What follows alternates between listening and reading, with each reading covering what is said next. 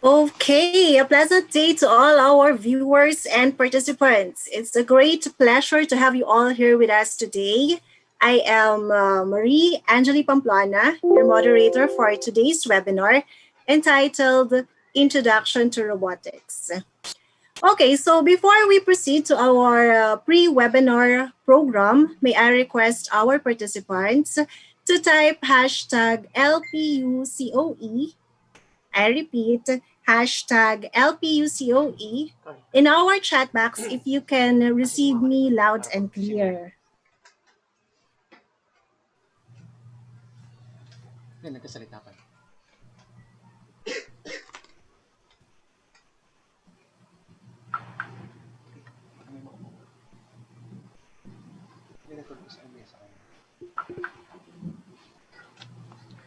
I see in the chat box. Okay, so I think we should be standing by. We'll wait more for our participants to join. At this moment, we only have, okay, so you can share our link to your Facebook. We are live in our website in LPU Batangas College of Engineering and in LPU Batangas as well. Okay.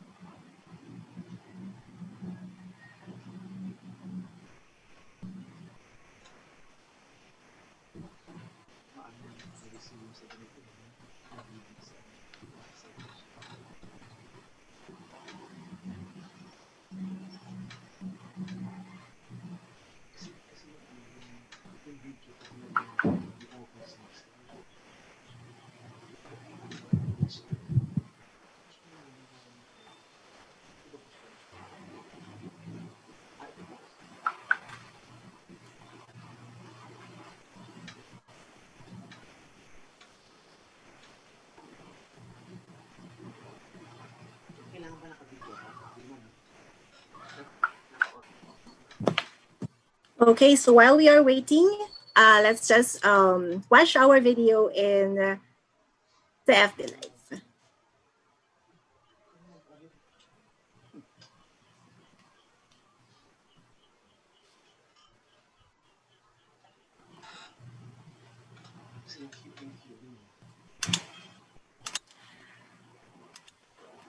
Okay, so I think we are now all set.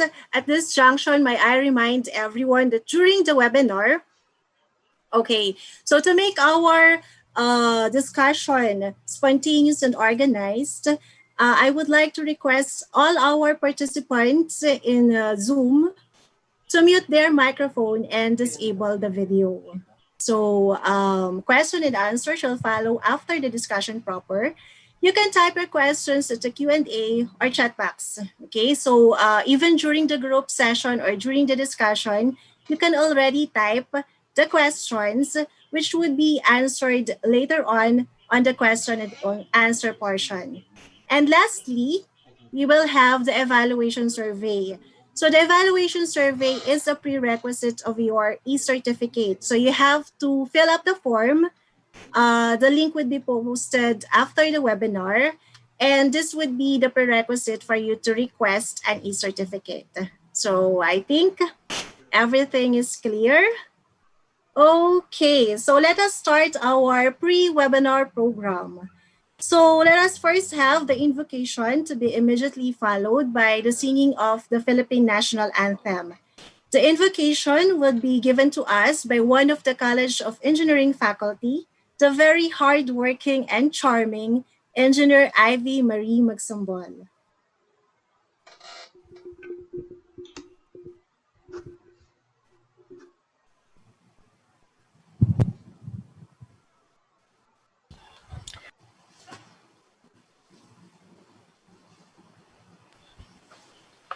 Let us put ourselves in the presence of our Lord. In the name of the Father, and of the Son, the Holy Spirit. Amen. Almighty Father, we raise our hearts to you in gratitude for the years of meaningful existence of Lyceum as an institution devoted to quality education that seeks to develop the competence and shape the character and values of our youth. We thank you for your love and the many blessings you have given to LPU. Help us to show our gratitude by loving and caring for each other, by following your holy will as we seek for truth, by using the talents you have given us in serving God and our fellow men, by sharing our successes with others, and by glorifying you in all our achievements.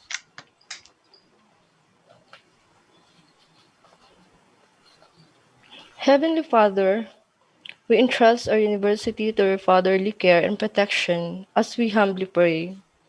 Bless and protect the LPU community, our board chair and board members, our president and university officials, our teachers and staff, our students and their parents, our alumni and industry partners, our local and international partners in quality assurance, our adopted communities, and our respective families. We also pray for our national leaders that through their exemplary leadership, they may lead our country to progress, preserving the Christian values and ideals of a democratic society. We pray especially that our dear founders may enjoy everlasting peace. We ask all this in confidence through your Son Jesus Christ, our Redeemer and our Savior. Amen. In the name of the Father, and of the Son, and of the Holy Spirit. Amen. Ladies and gentlemen, the Philippine National Anthem.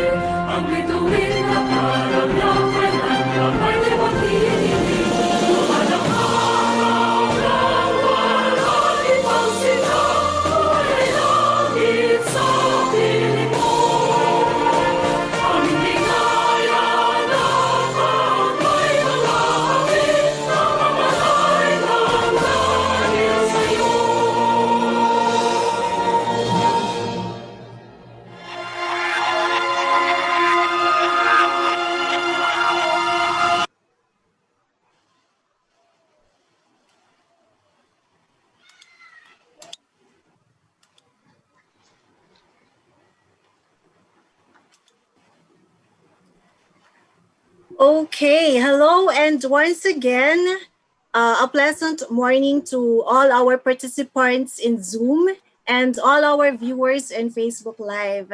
Please don't forget to share in Facebook our webinar for today. Yes, and Lyceum of the Philippines University College of Engineering is honored to present to you the webinar entitled Introduction to Robotics.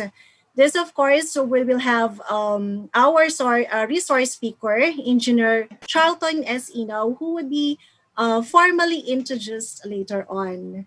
So to start our pre-webinar program, let us first have, okay, our welcome remarks. And to introduce our speaker for today, we have our very dynamic and supportive Assistant Vice President for Academics and Research, also currently the Dean of the College of Engineering, Dr. Conrado I. Dottom.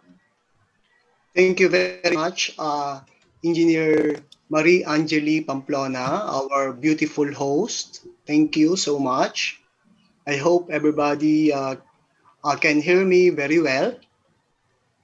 To the LPU Batangas family, especially to the College of Engineering team, our department chairs, faculty members, and staff.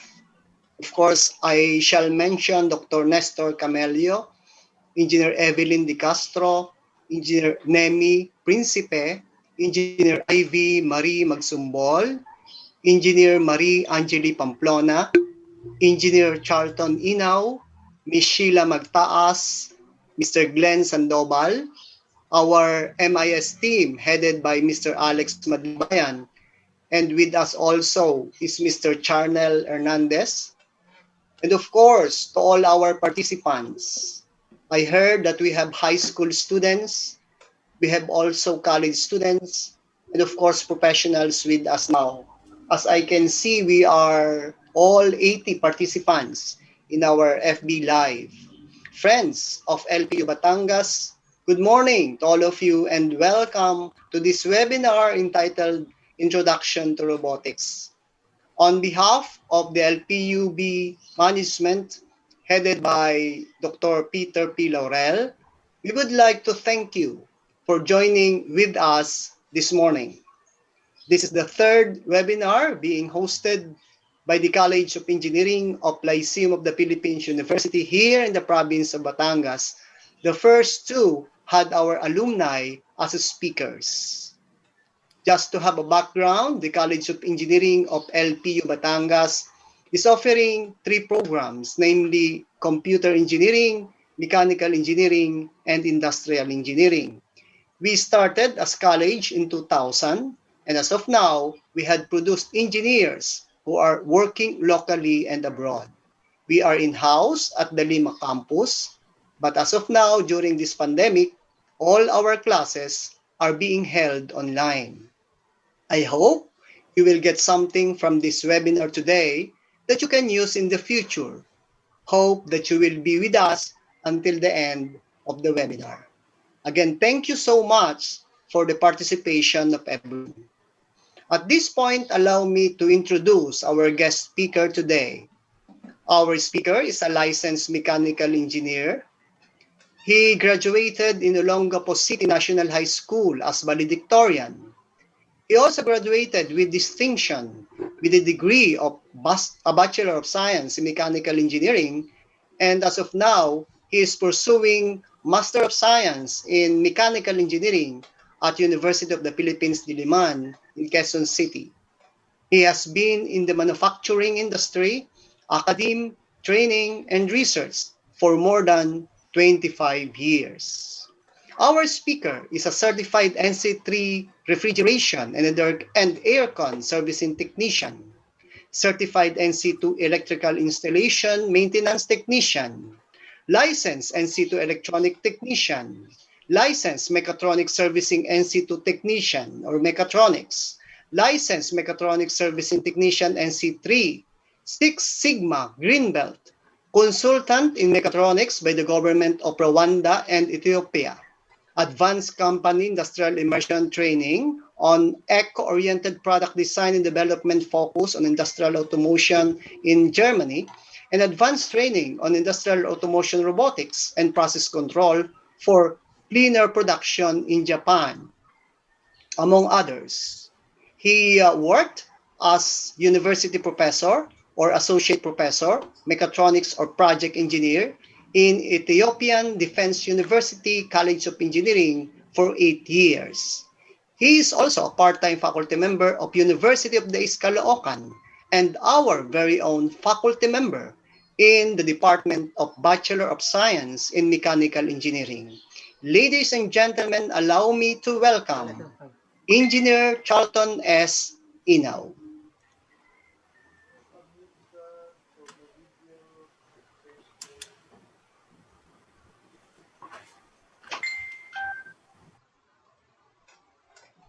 Good morning. Good morning po. Good morning everybody to all the officers of Lyceum of the Philippines University Batangas, to all our co-faculty, co-teachers, and to all the students, to all the viewers inside the school and in their homes in FB. Good morning po. Magandang umaga sa inyong lahat. So let me share my presentation.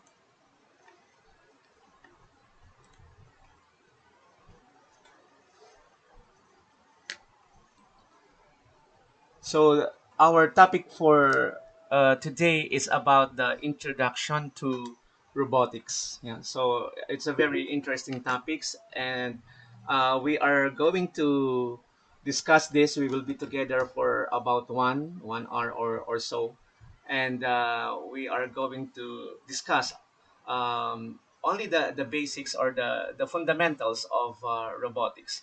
But first, let me flash this video so that you will have an idea of what we are going to discuss and what robotics is all about. He knows how to climb stairs, how to avoid walls, and even knows how to dance a little. He knows how to climb stairs, how to avoid walls, and even knows how to dance a little.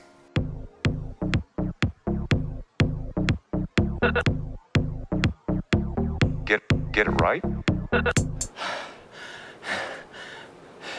Spot's not tired at all. Excuse me? すみません。何これ？I don't know how to buy this ticket. この切符の買い方がわかりません。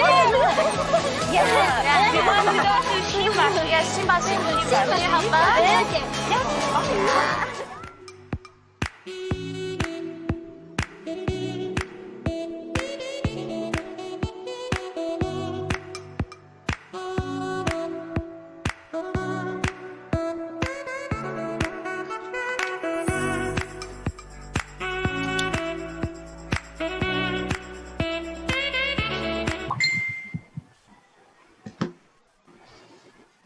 He knows how to climb stairs, how to avoid walls, and even knows how to dance a little.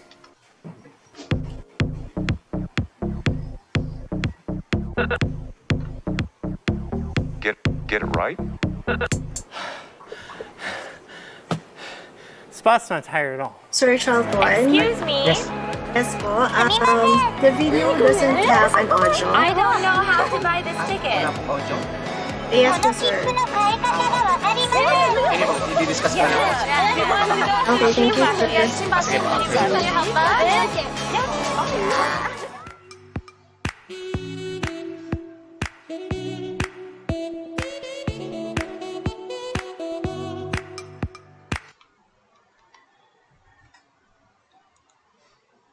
So back to our discussion. So I just present some video. There are three videos there, and I was told that I think there's no audio. Anyway, let me say or tell something about the video.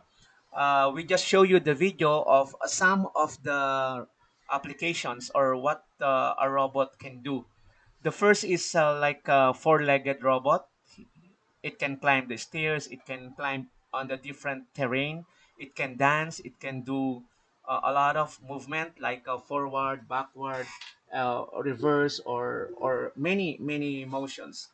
Then the second one, as you can see from the video, there is this woman or lady who is holding a gadget, and it's like a cell phone. But that gadget is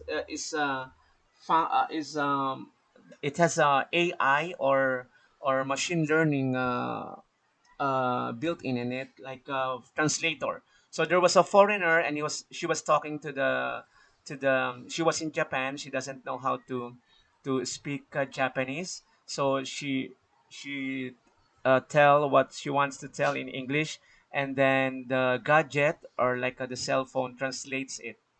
So machine learning and robotics, artificial intelligence are uh, like they are going hand in hand.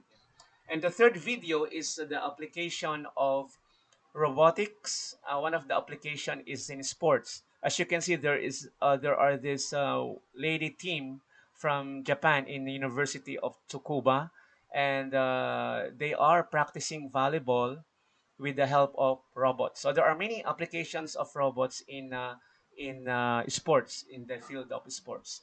So that video is only a teaser, meaning to attract the people. So let us go now to our uh, main uh, main topic, which is the introduction to robotics. So for 1 hour or so, we are going to discuss only the basic of robotics, because robotics is a lifetime learning field. No, in the university it is taken up for 6 months, the introduction to robotics, and after that there are further or series of subsequent robotic lectures, robotic subjects. So what we're going to discuss for 1 hour is just the very basic of robotics, or the field of robotics. So what do we expect? What do we want to learn? Or what is the scope of this seminar? So I have outlined here the topics that we are going to discuss for 1 hour. So what is a robot? We will learn that, of course, and then what is robotics? The types Sir, of sir, okay. sorry for a while. Oh, Sir, pwede ba oh, ma-maximize natin yung slide? yeah. Okay. So thank you. Oh, yeah. So this is the maximize view. So again, going back, what is the scope of our seminar for this morning? So here is what we are going to learn for this morning. What is a robot? What is robotics? Then the types of robots, a little bit of history or background. Then applications, we are going to focus more on the applications, especially for the teachers and the students.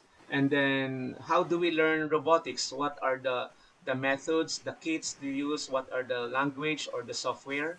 Because robotics is being offered starting from others in the US. They are starting as early as elementary, but here maybe high school or senior high school. And what are the careers? No, do we have a future in robotics? What career is waiting for us in robotics? So these are the topics or the scope for the 1 hour seminar.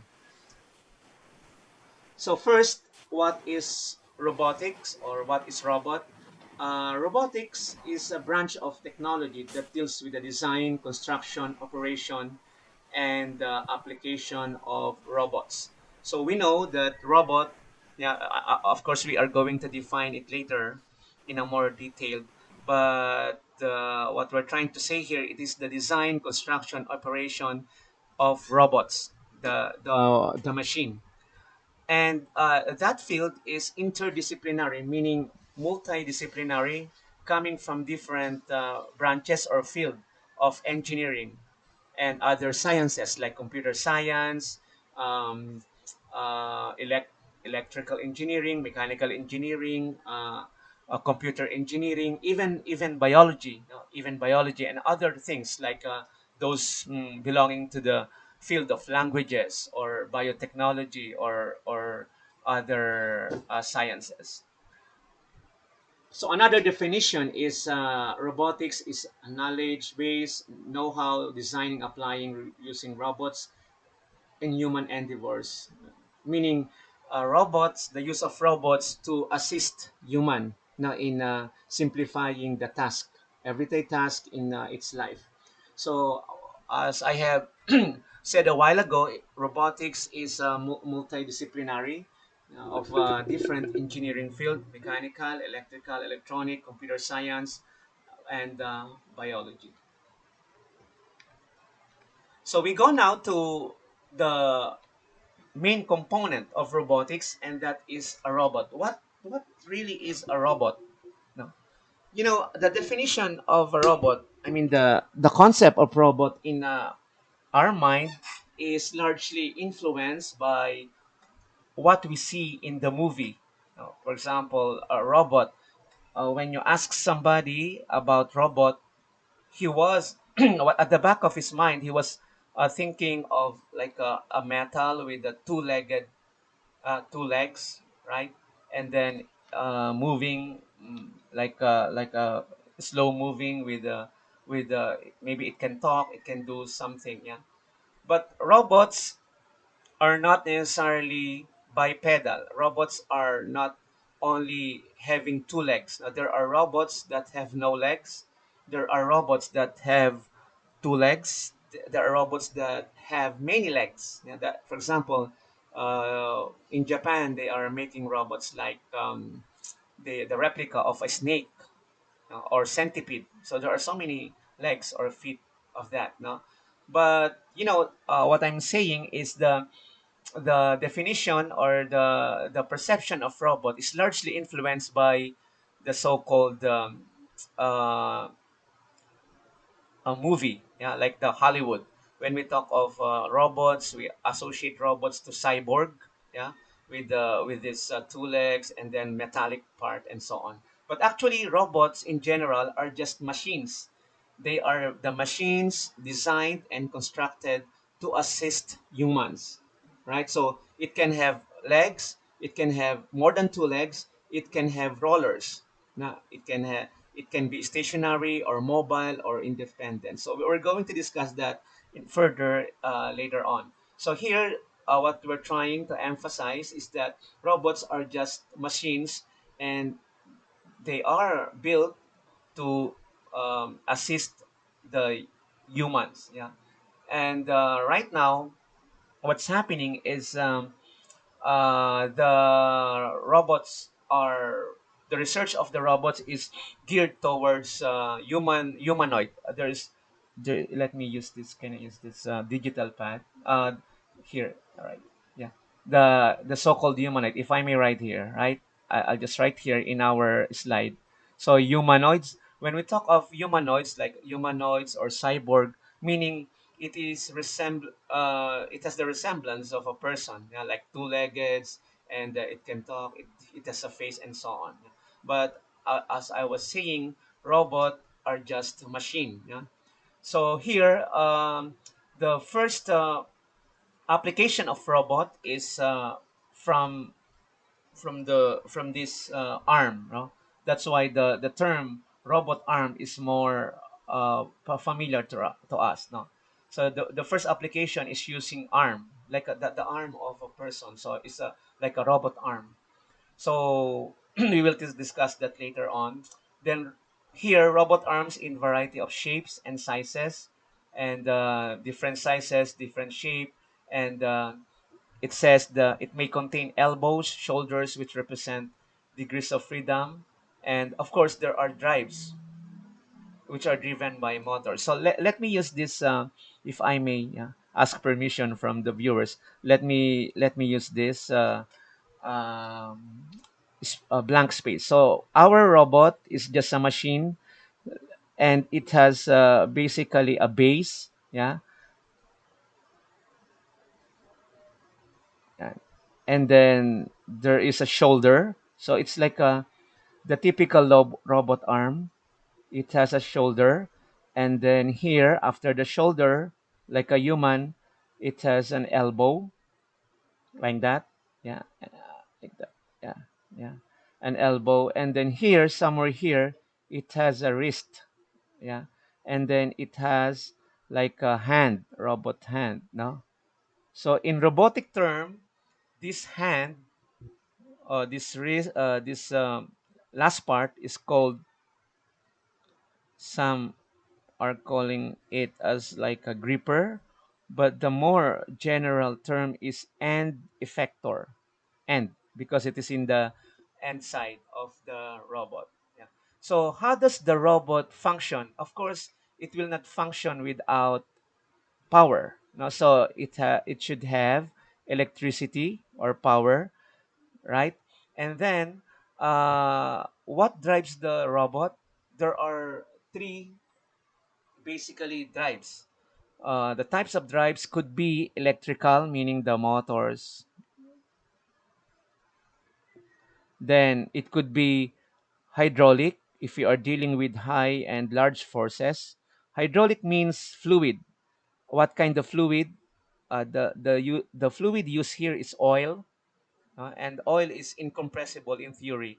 So it is machine hydraulics, because there's another hydraulics. It is called the civil engineering hydraulics, that pertains to dams and sewage uh, and other hydroelectric plant. So those are civil engineering. This one is machine hydraulics.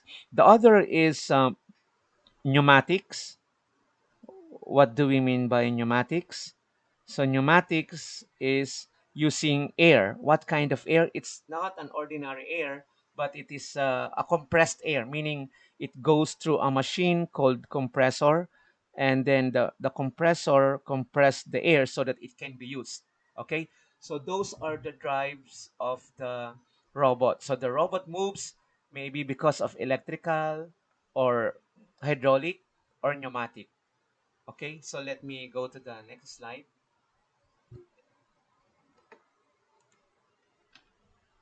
So here is what we are trying to talk about. So robot is just a programmable. So let me emphasize the word programmable, meaning it can be programmed again and again to do different tasks. Yeah, so you can change the program to implement a different task. It's a mechanical manipulator capable of moving along several directions, equipped at its end with end effector, no? The end effector or tool, no, capable of performing factory work done by human beings. So I think by now the term robot has a very clear uh, concept in our mind right now. Okay, so it is a machine, programmable.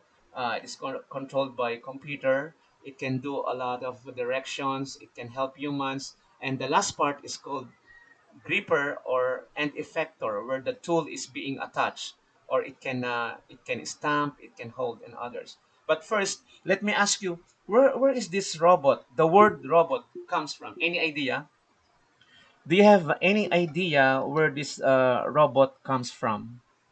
The word, huh? And the what year? When did we start using this robot? Yeah. So the next slide will answer that. There was this meaning from Czechoslovakia, before Czechoslovakia. Now it's separated, yeah, Czech and Slovak, a different country. But here there's a person named Karel Kapek or Kapek, and he's not a roboticist. He is like writer, yeah, or doing novel. Yeah. So he has a play called Rossum's Universal Robot, and that is the first time the word robot appears. Robota in the Czech word. Let me use this. So the word is robota, and the literal meaning of the robot is servant or slave. Yeah. So the literal meaning of the word robot or robota in a Czech language is servant or slave, and that is the first time it was used in 1921. So and the definition is kind of passed on from generation this generation. Even in our language, now we are saying that I'm not a robot, yeah? Or you are making me like a robot. That means when somebody is saying something or commanding, you just have to follow. Yeah. So that's the essence of the word robot, which is like a servant or a slave. Another personality, another person which is familiar or popular in the field of robotics. He is not an engineer, but he is also a writer, a novelist, Isaac Asimov. Now, that is the first time uh, the stories about robot begins in 1940s. Yeah, because he was the one who coined the word robotics, as the science of the study of robots, and he was the one who formulated the three law. There are law of robotics, and let me flash it very soon. So here we already discussed this, right? Um, and here we already have discussed this, yeah. So this is the base, right? This is the shoulder, elbow, forearm, and the wrist or end effector. That is the end part. of the robot that is coordinating and communicating with the outside world. Yeah, because there's a gripper, or you put the tool here. Sometimes you put the tool, the screw, the hammer, the paint. That is what we're talking about here. So here is the a little bit of history about the robotics. Actually, the in 1920s, 30s, and 40s, there's no robot there. Only stories, novels, like the one made by Karel Capek, and Isaac Asimov, because they are not technical people. It was not until 1946 when a person, George DeVol, he was able to patent a playback device or machine for controlling machine. Yeah, so 1946. Then and the history goes on. In 1961, Heinrich Hertz develops a computer operated mechanical hand at MIT. By the way, MIT, I think you know this MIT, no? Not the Mapua Institute of Technology, but it is the Massachusetts, yeah, Massachusetts Institute of Technology, which is the pioneer of also of robots. I think they regarded MIT as best engineering school in the world, as they say, or one of the best, or top two or top three, yeah, or top one. Then in 1961, the first formal robot is actually this Unimate. Yeah, it's a company by Engelberger and George DeVol. Actually, the first one, the DeVol, and they made a very popular robot called Puma.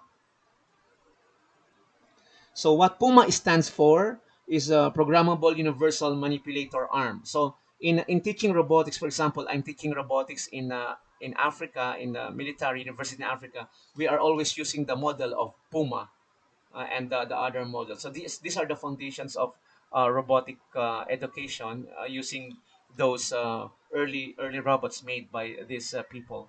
Then Stanford University is one of the pioneer of robotics education in the U.S. So they made this Shaky, the first mobile robot, meaning it can move, it can transfer from one place to the other using maybe rollers or pedal or whatever. So that is the research made by Stanford University. So these are the pictures of Puma. So Puma again, programmable universal manipulator arm. So here, let me review you. So what is this called? This is called the base. Yeah, the base of the robot, and this is the shoulder, and this is the elbow, and this is the kind of forearm. And the last, no, as a review, what is this? It is called end effector, or the so-called gripper. That is the part of the robot that interacts with the outside world. Yeah. So moving on, in 1969, also in the Stanford University, as you can see from the bottom right, it is the one of the standard robots used by the academic world for so many years until now. Even in my university in Africa, I was using this. Now, because this is a six degrees of freedom robot, let me write here. So 6 DOF. DOF is degrees of freedom, meaning the degree of the liberty to move, the freedom to move. So it can move in six axes or six direction.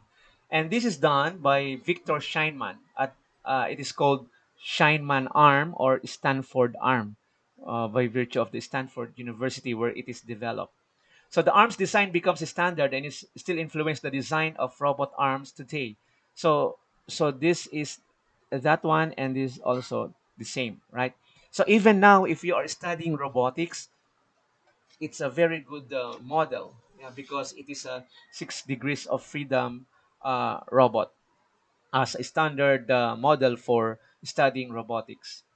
So and the history continues. For example, in Japan, 1976, there was this soft gripper in Tokyo Institute of Technology.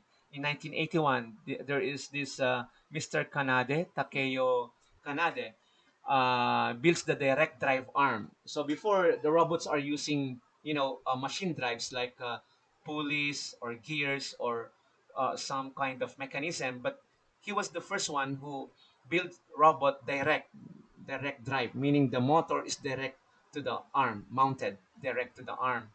Then in 1981, there was this robot called Genghis. If you if you know the name Genghis, I know you know the name of Genghis. It's from Mongolia, right? Genghis Khan, one of the emperor in Mongolia. But when you are building robots, you can have a different code or names. So Genghis is the mobile robot at the Massachusetts Institute of Technology. So those are the leading universities in America developing robots. In 1993, there was this milestone. There was this university, another leading robotic university, CMU, Carnegie Mellon University. They have so many very good roboticists there. They developed an eight-legged walking robot named Dante. This robot they deployed to Antarctica. Yeah, and what the robot does is to collect data. You know, this robot is deployed to harsh environment. Yeah, robots are savior of humans. So they are doing the humans. I mean, the task that humans cannot do, or it's very dangerous to do. So that's why they are called dal. Yeah. So if you are dealing with dal, yeah, and dangerous task, now you can have the robots to do it. Yeah. And same thing, another version of Dante. It's in 1994, Dante 2, the second version, was deployed in volcano, Alaskan volcano. Volcano is very hot, it's very dangerous. So there was a mission there conducted by NASA. You know the definition of NASA, right? The acronym NASA, National Aeronautic and Space Administration by the United States. Yeah, it is an space agency. So they deployed Dante. So Dante goes there because it's very hot. It analyzed the materials in the volcano, like the rocks and the molten metals, the magma, the different kinds of lava or whatever is there. Yeah. So that's the use of this robot. But you can see among the history, you haven't seen any robot that is looking alike like human. No, among the robots, they do not have anything that looks like a human. That's why Honda, the company Honda in Japan, there was this robot. It is called P3. Yeah, P3. Yeah. So it resembles like a human, and the word in robotics is stunned. No, they were amazed. We are all amazed because there was this robot who can walk, who can talk, who can do a lot of things, and it resembles exactly like a human being. And it's called P3. Why P3? Because it is prototype. What is prototype? Prototype is like a model. Now it is not used for commercial. It is not intended for market. Yeah. So prototype means it's part of the research and development. That's why only P3. There's no name. But later I will show you the progress of this P3. You know how many years Honda developed this in order for this robot to walk? 10 years. No? It took 10 long years before this robot can walk in 2 feet.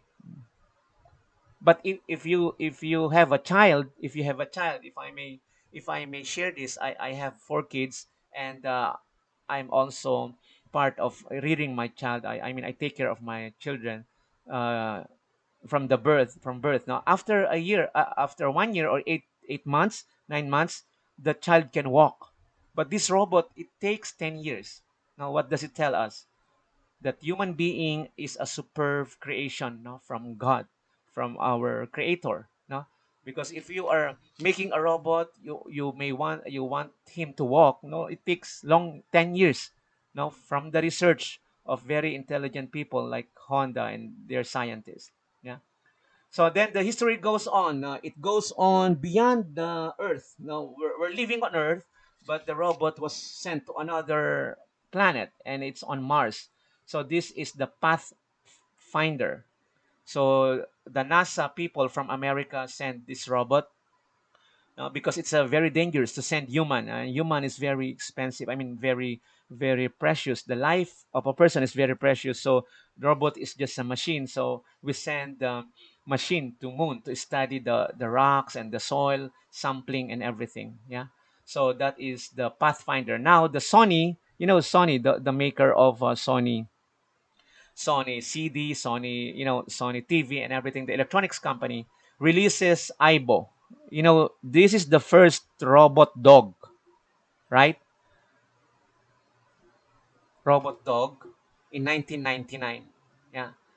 We will discuss later about Japan. Why Japan is very keen to developing robots? Why they want a robot, dog or other different robots, And the most number of robots in the world are in Japan. The density of robots, the most density is in Japan. We will discuss that later as part of fascinating facts about robotics.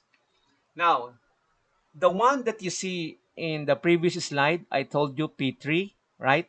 So it starts, of course, with P1, P2, no, but they released here because it's a more stable and more advanced, no.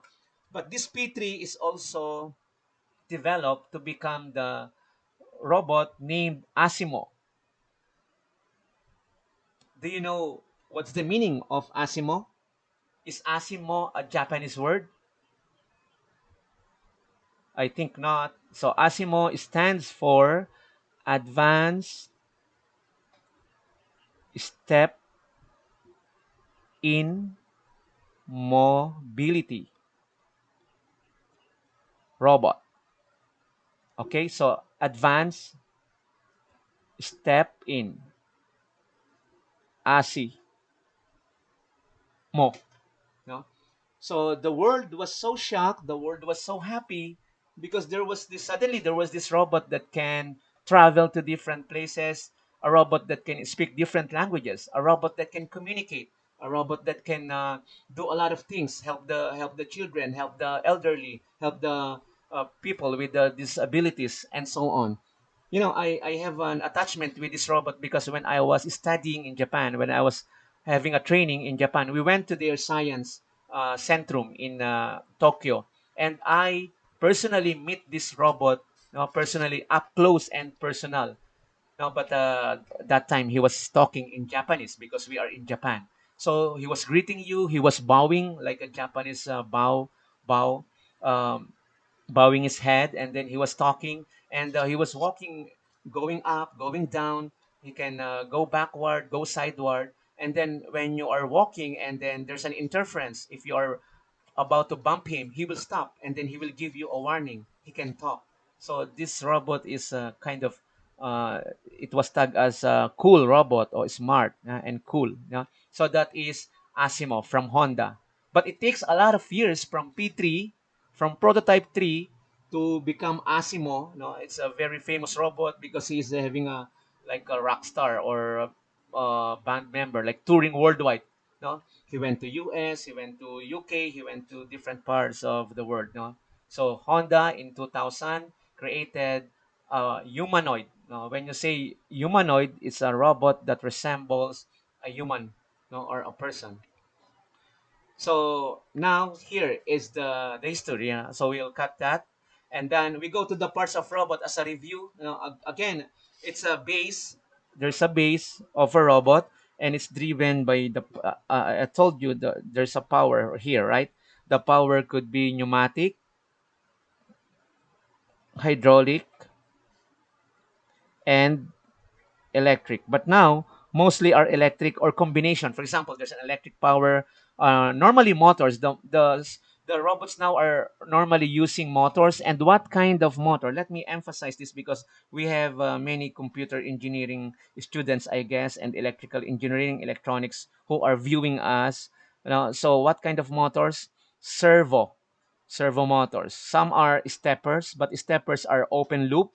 Open loop meaning there's no feedback, but servo motors have feedback, meaning it can correct the error. It can monitor the position and the speed. So they are using servo motor. Of course, the robot has a controller. The brain of the robot is a controller. So it's from computer engineers, computer scientists, software developers, and then the links are called actuators. Those the moving parts are actuators. It actuates from the word actuators, actuators, right? And then there's a vision, a general. This is a general part of robotics. This is a machine vision, meaning robot has camera or robot eye. No, robot eye. And then here is the arm, here is the shoulder, here is the elbow. And I was saying that part of the robot that always get in touch with the world or outside is called gripper. Let me emphasize the gripper or and effector. Okay. So here, manipulator, pedestal, that is the base, controller, that's the brain of the robot, and effector, as I was emphasizing, that is the gripper, yeah, and the power source. Power source is always electrical and with a combination of pneumatic or hydraulic and so on, right? So this is just the summary. Base, meaning the base of the robot.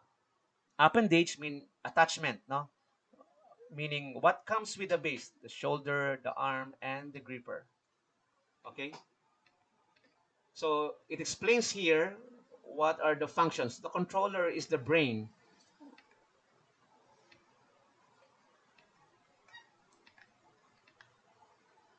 and end effector is the hand wrist. Yeah.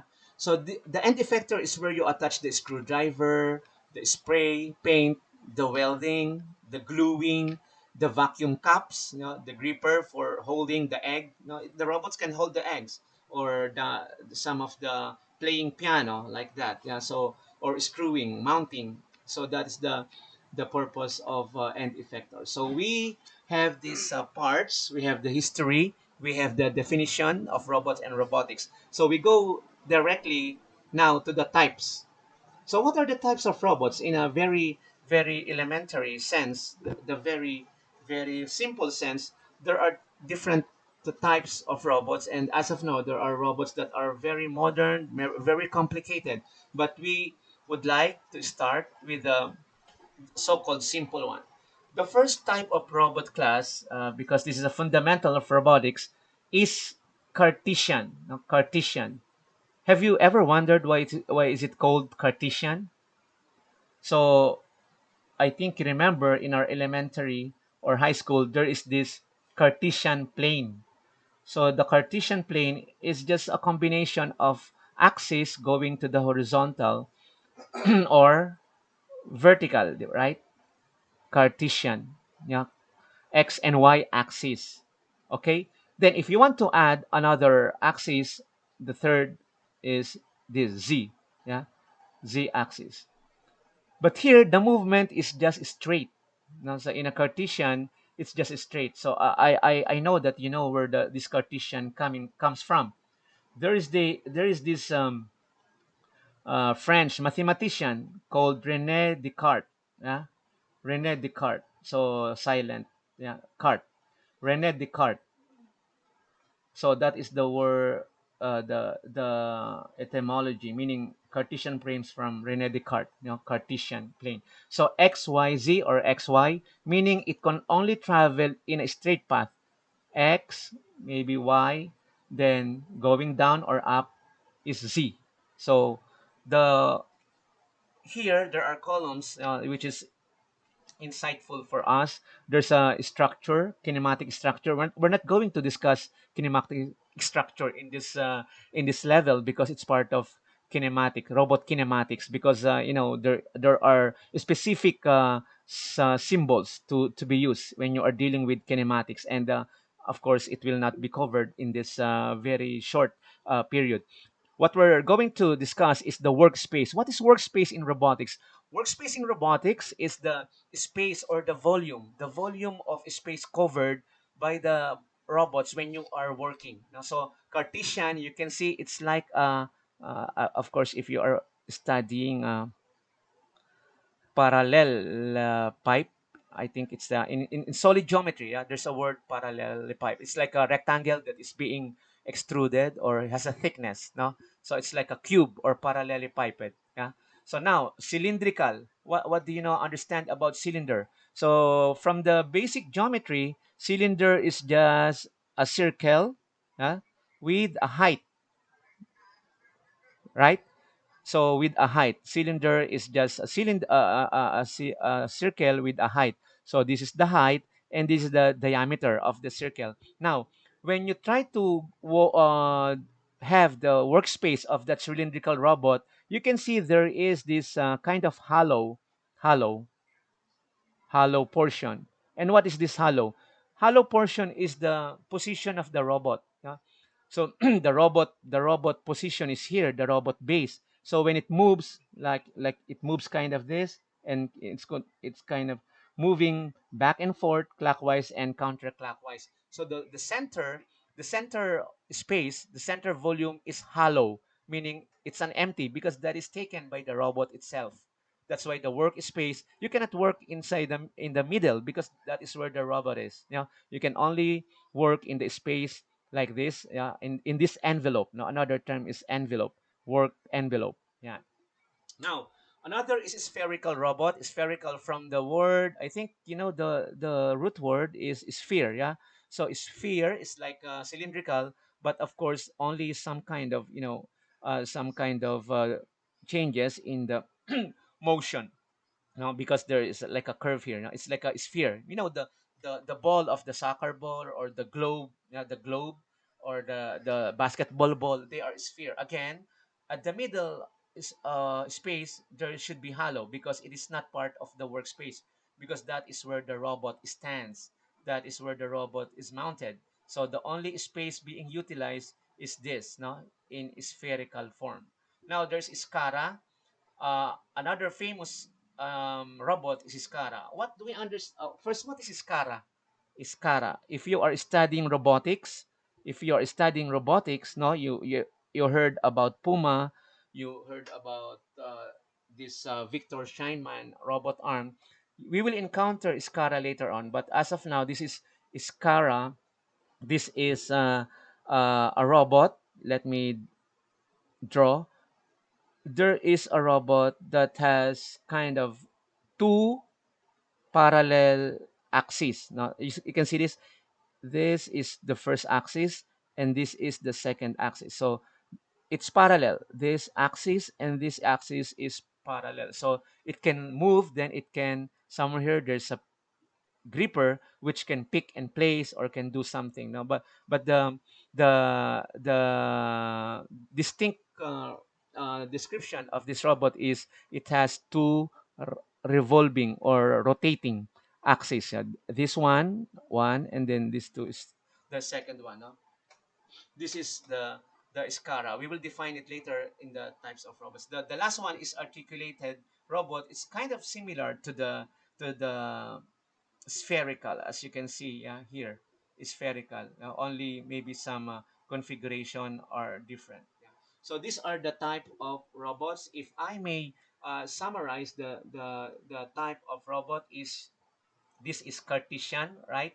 The Cartesian, the cylindrical resembles the cylinder, and then spherical, then Iskara. Okay, Iskara, and the other one is articulated, which is kind of similar to the spherical. No? So this one is also articulated. No, articulated robot. Yeah, so articulated. Yeah. So here, aside from there are many different types of robot. The type of robots that we are dealing with this is based on workspace, meaning what is the envelope, what is the volume, what is the space they are trying to consume when you are working. But here it's more on the position, on the mounting, on the mobility. Yeah. So telerobots from the word tele. Yeah. Tele means far, not telephone, telegram, meaning at a distance. Yeah, these are guided robots, meaning you can control the robot with your hand, but the robot is somewhere far away, maybe some distance, some meters or some kilometers. Tele-robot, telepresence of robots. No?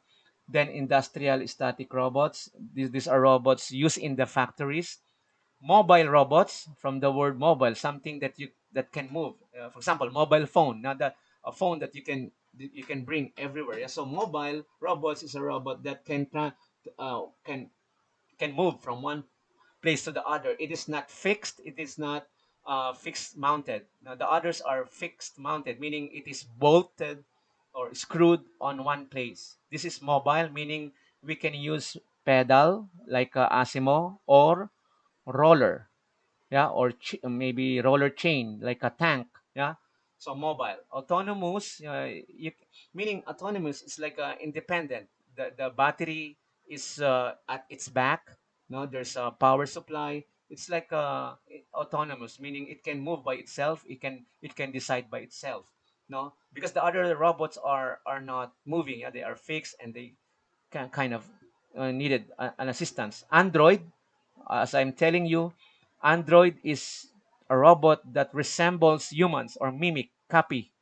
When it copy or it looks like human, they are called Android. No? Android. So robot hand, correct the name for the hand that is attached to the end of the robot. So here. So if you're dealing with this, it is the end effector. So again, as a review, it is the base. Yeah. Then this is the kind of the shoulder. Yeah. This one is the shoulder. Then the elbow. Yeah. Elbow. And the somewhere here is the wrist. Okay. So that's a generic term for the robot. Okay.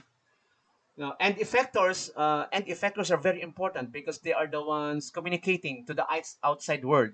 What can we attach to the end effector or to the grippers? Yeah, so we can attach grippers or tools. Yeah, as I'm telling you, uh, they are the ones coordinating and getting in touch with the world. Yeah.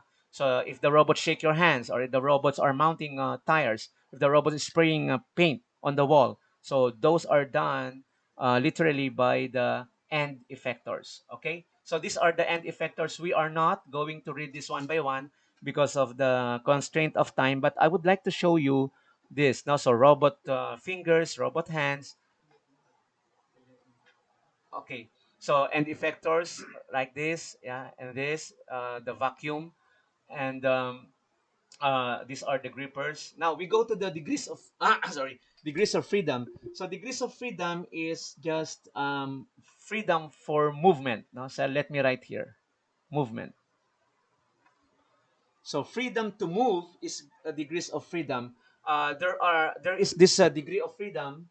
There's this degree of freedom also used in other discipline. For example, in statistics, there's a degree of freedom, and also in machine design. But we are talking of degrees of freedom in robotics, and that is the freedom to move. Let me emphasize this is a very very important. Yeah? This is the number of independent motion, kind of maybe a vague definition, but degrees of freedom is the freedom of movement in robotics. But before you understand degrees of freedom, you should understand first the part of the robot that is connected to that degrees of freedom, right? For example, you have a robot. Then we call this. How do we call this? This portion here is called link, and the link is connected. Now, if there are two links, yeah, so this one is link one, this is link two. They are there is in between them there is a called joint, robot joint. Now, so I introduced to you the two terms, link and joint. And what is degrees of freedom? Degrees of freedom is basically the number of joints. Yeah. So the degrees of freedom is the number of joints if you are analyzing a robot. So degrees of freedom is the number of joints, meaning when the link is connected, there's a joint. And you should understand some basic geometry or kind of trigonometry here. Let me write in this so that we are not going to flip on the other side. Yeah. My question is, to understand degrees of freedom, you should understand how a certain element like link move in space. Yeah. For example, if you are in a plane, yeah, plane. If there's a plane here, and I have a link, like a shaft, no, like a stick. How many movement can the stick moves? Now, how many ways it can move in x and y?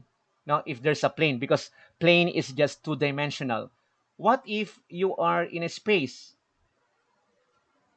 The shaft or the link can move in x, in y, and z. Yeah, so there is 3 degrees of freedom in the so-called linear, no? So linear movement, or in robotic term, it's translational, okay? But now the joint, the joint is not only moving in a plane, it is moving in a space. So when we talk of space, it's like the free space, right? So if you have a stick, a link like that, how many degrees of freedom can it conduct? How many movement can it do? Yeah. So we are clear about the translational, which is it can move in x, it can move in y, and it can move in z. Yeah. But since it is a space, it can move also in this direction. Yeah. It can move rotary here, rotational, back and forth, rotational here. So how many degrees of freedom in a space where a element can move? One element can move in 6 degrees of freedom maximum, no, in a space, right? In a plane, yeah, only two, okay, x and y. But if it's a 3D space, if you are in a translation meaning straight, x, y, and z. Okay? So in space, there are 6 degrees of freedom, and that is one very important part of robotics. So here is the definition of the joints. As I was telling, joint is just the intersection of the parts of robotics. So for example, here, right? So if I have here a base, yeah, if I have here a base, then I will put another here. No, so here is the link one. Here is the link, maybe link two. So here literally is the joint. Yeah, so that is only the important thing there. Yeah. So robot joint, it is explicitly defined here. A robot joint is a mechanism that permits relative movement between parts of a robot arm. Joints of a robot are designed to enable the robots to move its end effector along a path from one position to another as desired. So it can move down, up, left, right. It can move clockwise or counterclockwise. So that is the function of a joint, a robot joint. So here, if I may summarize, no, so that because the details maybe we could not cover that in a time given to us. There are universally or generally there are two types or classification of joint. No, so one is linear or translational, and the other is rotational, which is which has another term. Another term is revolute. No, because when you go to different sciences and technologies, they have their own jargons, they have their own terms. So translation, another term for translation is prismatic, prism, like a straight, no? So prismatic, so P. Then this one is R, revolute or rotational. Now, so that's the essence of the next slide, no? Because it's a lot of words here. We are trying to summarize everything, so that we can manage the time. So linear is also prismatic. So when you talk of rotational R, so it's a revolute, no revolute, revolving. Yeah, and there are different variances like twisting and other. But generally, for the purpose of simplification, let me emphasize we only focus on the prismatic and revolute, prismatic and revolute, or translation and rotational, right? So here, prismatic, also known as sliding, because it's only sliding, going to the right, going to the left. So it is just sliding, X, Y, or Z, up, down, left, right. Now, so prismatic, it's called also the translational. And when you talk about revolute, revolute means revolving or rotating. They are having some variations like rotational, like twisting, revolving, no? But generally, it's called revolute, no? So there are only two again, revolute and prismatic, and that is the movement of the joint. Okay, so rotational, it is being explained here. We also know that so linear, it's called L, O, orthogonal, R, rotational, revolving. No, so those are just the detail. No, but generally, uh, rotational or revolute and prismatic P. Now, this is the robot that comes across with me up close and personal when I was studying in Japan under a scholarship of JICA, Japan International Cooperation Agency, Asimo, Advanced Step in Mobility. No, so it was released in 2001, and until now, it was touring the world, and there are so many developments in this robot. Now, the first humanoid functional robot. Now, before, it's very hard to see a robot that can walk in 2 feet. Yeah. So now here is Asimo. So here is the degrees of freedom. This I would like to emphasize the degrees of freedom, especially if you are studying robotics in mechanical engineering or mechatronics. It's very important because all the calculations are based on degrees of freedom and link. Now, so for example, the head of Asimo can move three. Yeah, it can rotate, it can go upward or backward or twisting. No? So here, arms, 3 degrees of freedom. Elbow, only one. Wrist, look at this. Yeah, 7. Because maybe there are some kind of uh, the standard is 6, yeah, but maybe some combinations are there, 16, and so on, and there are two arms, mean two wrists, like that, no. Then hands, no, hands. Why there are so many degrees of freedom? Because hands is composed of fingers, right? The fingers has so many joints, so it can move, it can press, it can rotate, it can pinch, it can nibble. So you have 13 degrees of freedom, freedom of movement of one hand times two, yeah, times two. So you have 26 because you have two hands, right? And hip, legs. How many degrees of freedom Asimo has? 57, right? 57. Very complicated robot, 57 only. But human, if you ask human, oh, so many, maybe hundreds, no? Because human is a wonderful creation of God, right? So here, as a question, how many degrees of freedom do we have here from the big figure as just a test? Yeah. So this can move, right? This can move here. Yeah. What kind of freedom motion is this, or joint? Revolute, because it is moving in rotation. And then there's another joint here. Look at this. I may put this one. Yeah. So this is another joint.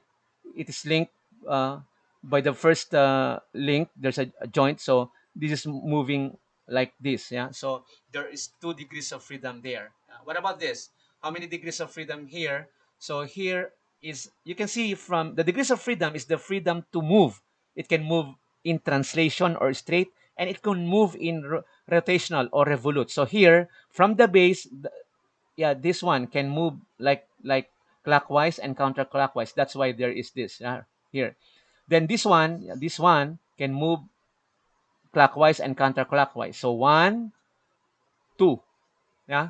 Then here, another joint, it can move, yeah, clockwise and counterclockwise. Yeah. So 3. Okay. So if there's no gripper, it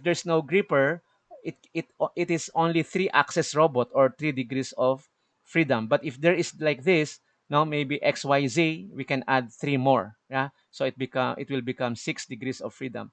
But only up to here, there's only three. But if you include the gripper or the end effector, another three. Yeah. So it becomes 6 degrees of freedom. So this is the SCARA. I was telling you, SCARA, there's a axis here and there's an axis here, parallel axis. If you see a robot which has two revolute parallel axes, it's called SCARA. No? SCARA, that is the SCARA robot. Yeah. So let me share some trivia. No? Let me share some trivia. It's only a few minutes. Yeah. So then before we go to the so-called application, what is the country that has most number of robots? Yeah, so it could be South Korea or Japan. And what is this all about? This slide talks about robot density. This population density. How many people are residing in a certain area per square meter or per square kilometer. Here, robot density per 10,000 people.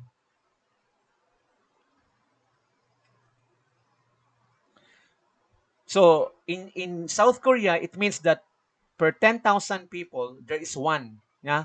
For example, there's 10,000 people in the community, there is one robot. Yeah, one ratio of robots. So 347 in Japan, 339. It's just close. No, some research or some journals are having Japan as number one. It has the most number of robots. No, depending on the references. But here, as you can see, the robots or the number of robots in the countries depending on their economy. Yeah, so you see these countries, they are the most wealthy, they are the most strong countries in the world, like South Korea, Japan, very industrialized. Germany, Italy. Have you seen Philippines there? Can we see Philippines or Bangladesh? I think not, right? So Germany, Italy, Sweden, Denmark, United States, Spain, Finland, and Taiwan, yeah, or China, like that, yeah. So here, according to another source, Robot Report, the most number of robots and the most producer of robot is Japan, yeah. Here, what is the most intelligent robot? They say Sophia. There's a Hong Kong-based company, Hanson, and it's the good news about Sophia. She is a female robot. I guess gender equality also influenced the robotics world. Yeah, so we have uh, first humanoid robot. That's very intelligent, Sophia. You can search in the YouTube if you want to have further knowledge. Yeah. So the first or robot in the world is George Devol. We have already discussed this in the history, right? Then it was sold in General Motors. It was used in the automotive industry. Of course, the main purpose of robotics is more on the construction or industry, right? Construction, manufacturing. That's the purpose of the robot, to assist human, right? To assist human in its task. That's the first robot, humanoid robot. George Devol is. We already have then. What is the coolest? Yeah. So I'm so happy to meet the coolest robot when I was studying in Japan. Yeah? Asimo. We already take up this, right? We already have this advanced step in mobility. Female robot. How do you call the female robot? Friends and gentlemen, how do you call the female robots? Gynoids. It is called gynoids. Yeah. So it is called also as female androids or female robots, robotess. I think this is like a, yeah, it's a cool name, robotess, cyberdoll, or skin job, right? Yeah. Will robots rule the world? What is your answer? Maybe not. Yeah. Humans should always rule the world, right? Not the machine. Female cyborg is a gynoid. We have this a while ago. Yeah. Now, since we are in the COVID pandemic period, in Japan, let me share this kind of trivia. There was this robot developed, Ugo. Yeah, Ugo. What is Ugo doing? Yeah, he was he was helping. He's a security guard. He's a cleaner. He's a technician. He is utility person. He can help in the coronavirus testing, cleaning, so that social distancing is observed. You see this? I want to emphasize this. Ugo, what is Ugo doing? He is inspecting the door because the door has a knob. Yeah, the lock of the doorknob, where everybody touches. Everybody touch on this knob, so you can be contaminated with this knob. So he's using what ultraviolet light to kill the virus on the handle. Yeah. So this robot is using ultraviolet. See what the technology can do for us, right? So this I like this function of Ugo. It's like housemaid, house servant. Yeah. What is Ugo doing in this moment? Is what cleaning the toilet bowl. Yeah. Very good robot. So he was doing so many chores in the office and everything. Yeah. So you can do a lot with this robot, and that what Japan is doing, in the in the time of COVID. Yeah. So the robot application, I will run this very very fast. So these are the robot applications. So you are studying right now. When you graduate from the school, you can go to the company, and modern companies have this application of robots. I may run down the slides because I have video for this. Yeah, machine loading, pick and place, welding robots, very familiar. Painting robots, painting the cars, painting the walls, or painting everything. Inspection, inspection. You can inspect the tank, you inspect the dimension. Metrology, you can inspect the gas if there's a leak. Yeah. Here is the tank inspection. A very large tank in Japan is inspected by kind of robot like a spider. Then sampling, yeah. So when you send robots to Mars or Venus or other planets, no, so there's a planetary exploration here. It's a sampling of DNA, deoxyribonucleic acid. For example, examining your blood. Only robot is the one doing that, right? For precision and accuracy. Assembly robots, our cars, our furnitures and everything, or radio or cell phone are being assembled by robots. Manufacturing, homeland security. Manufacturing is very familiar to us. Assembly, manufacturing. Then homeland security. I think you heard about the function of drone, right? Drone is used for inspecting in airport or in the forest fire. No, so it's capturing some data like picture or movie, of what's happening.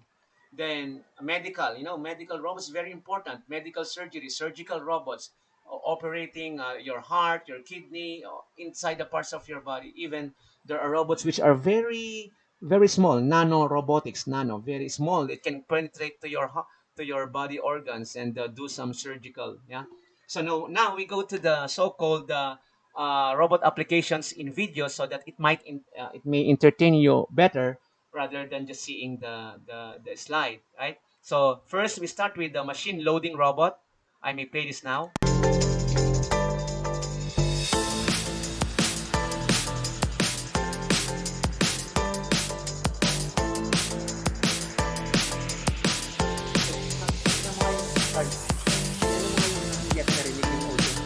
But, yes, po, but it's already audible.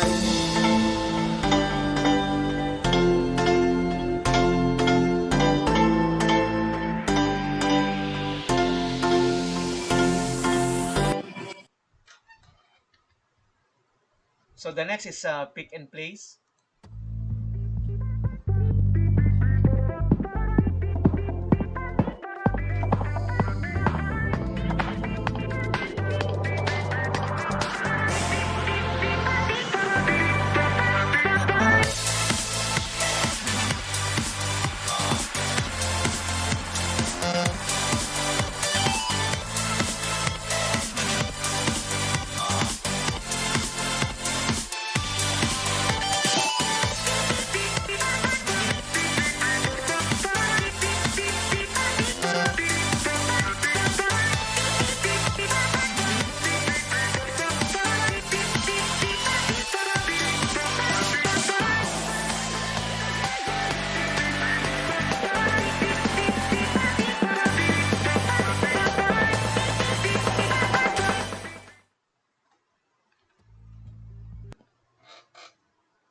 Shall we go to the welding robots?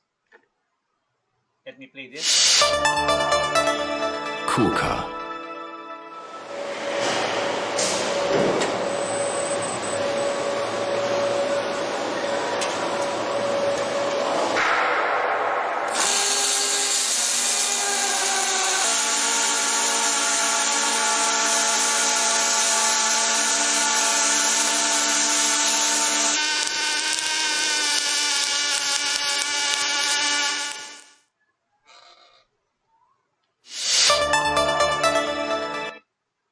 So after the welding, we have kind of painting robots.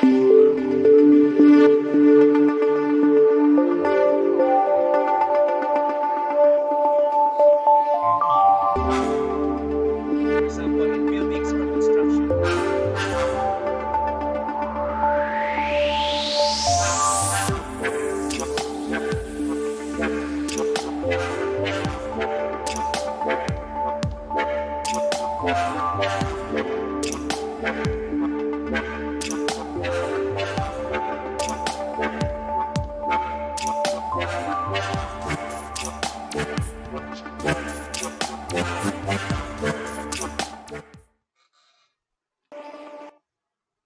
So next is the inspection robots. No? So we have here.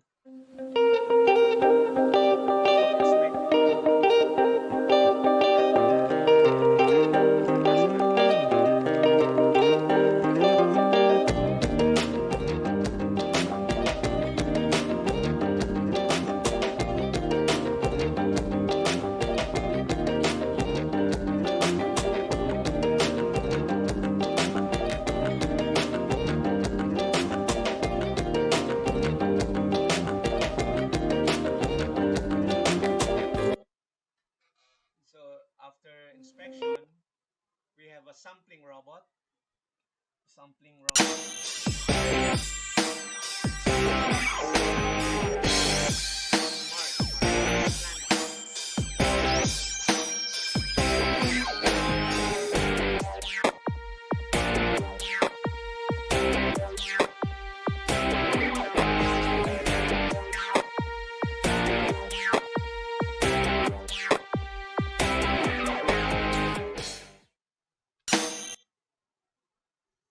Now, I think that's all for the application. Now, we go to the next topic, which is learning robotics. The question is, how do we learn robotics? And when do we start the robotics learning, ideally? Yeah. So, as I told you at the outset, there are other countries which start the robotics learning starts very early age, like some are in the kindergarten or elementary or high school. But here in the Philippines, I guess we are starting in high school or senior high school now, and the college, yeah, and masters. So in the elementary or high school, they are using Vex IQ, Vex IQ, like my children in Malayan or Mapua, under the Mapua University, they are using Vex, and the other is Lego Mindstorm, NXT or EV3, and then we are having this, right. So this is the Vex IQ. We are not promoting any brand or any trademark, but it's just what we are using. No, so they are based on Python and C languages, or basic, yeah. And then Lego Mindstorm is using the language of C sharp, right? So here we also have. It's not included in my slide, but we are using also some robot kits like the Arduino Uno, Arduino Mega, and also we are using the Raspberry Pi. Okay, so I think my last slide is just the curriculum. Let me share to you the curriculum we have. For example, when I was in the military university in East Africa, this is our curriculum. Let me just flash very fast. So what are the topics? So same thing what we're doing right now. No, I just extract. First is introduction to robotics, discussing the joints and the coordinates and the workspace. And then robot control drive in chapter 2. We have to discuss the hydraulics, the pneumatics, the motors, the different kind of motors. AC/DC, stepper, servo, microprocessor controlled, magneto-restrictive, and speed reduction of the robot control drives, including the moment of inertia and those things. We also have to consider the sensors, different kinds of sensors used in robots. Also, if you are studying robotics, you should know about kinematics. What is kinematics? It's just the movement that has to do with the position and the angle. Robot kinematics is like that. It has some movement, but it's not yet accelerating. When the robot is accelerating, the another derivative for velocity, it's called the robot dynamics. But we have two kinds of robot kinematics: forward and inverse. Forward is talking about the target position, and inverse is talking about the angle or the angle of position when the target position is given. So there is a very popular method for this, DH, not domestic helper, but the Navit-Hartenberg notation. So it's full of equations and full of calculus, differential equations, and more of calculus, matrix, and vector. No vector calculus thing. Then robot dynamics after kinematics, robot dynamics, trajectory planning, yeah, for work envelope as we have discussed. Robot dynamics has to do with the velocity and its changes, like the acceleration, Lagrange and Euler formula. Dynamic model is there. Then the last is machine vision. I think second to the last, machine vision, the robot eye. How does the robot see?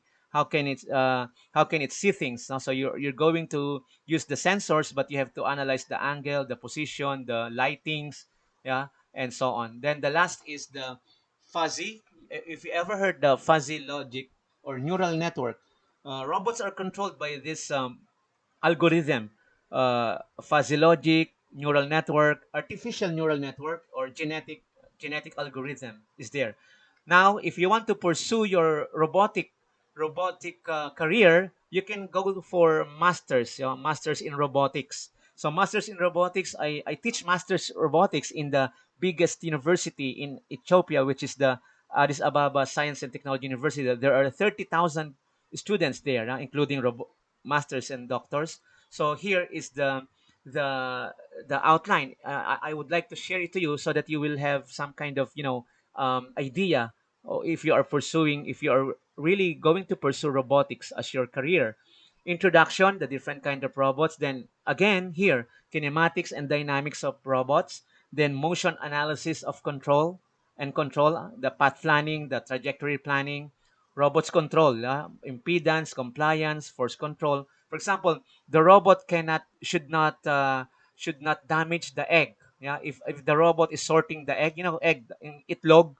Yeah, so we have to compute for the force control or compliance control. Now, if you are pushing the robot, it will not fall down, because it's adjusting. That is compliance control. Now, vision in robotics. How does the robot see? Stereo vision, camera vision, visual serving, mobile robots modeling, then aerial, meaning those robots that are flying, like the military or the robots in the airplane. It's like a robotic. There's a robot, or those robots being deployed or sent in the outer space. They are aerial robots.